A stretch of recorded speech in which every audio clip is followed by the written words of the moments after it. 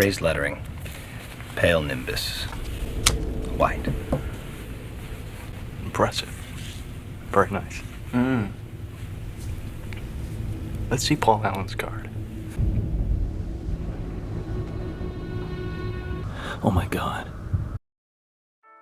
Star Wars, everyone's favorite franchise. You can imagine most people were excited to hear that an open-world bounty hunter game would be coming out at some point. And then you can also imagine most people's reactions to seeing who was developing it. Ubisoft, you've done it again. Listen, I've already made a video going over why Ubisoft disappoints me and pretty much everyone nowadays with their decisions. Still, I have this tiny flame in me that allows myself to give them the benefit of the doubt. Maybe, and just maybe, things will be different this time. Like, hey, that story trailer seemed pretty neat. I like how Jabba looks like a nice little gentleman here in this key art. But then, Ubisoft took me in the back alley and spanked me for getting my hopes up and for being a bad boy.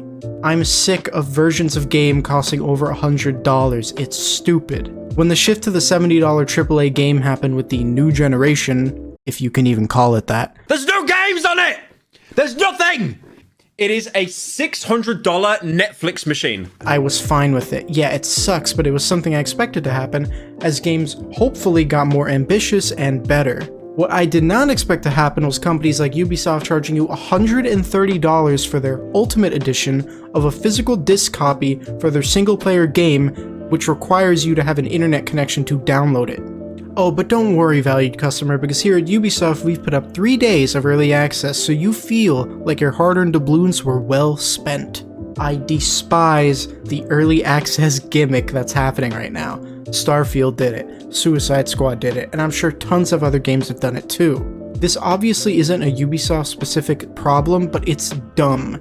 These early access periods are usually behind the highest paywall, and it's not early access. The game is done. By that early release day, these publishers could just release it to everyone, but why would they when they know they can squeeze some more V-Bucks out of you? Oh, but Matt, the Outlaws Gold Edition has it too. It's not the highest paywall. $110.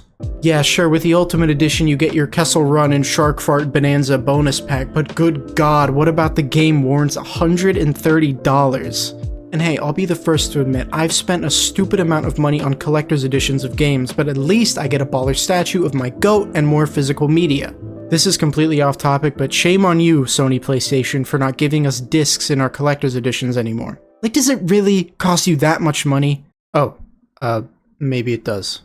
Still though, shame on you. With Sony doing crap like that and Ubisoft telling you you need an internet connection to download your fucking floppy disk to your hard drive or whatever, it really just makes me worried for media preservation.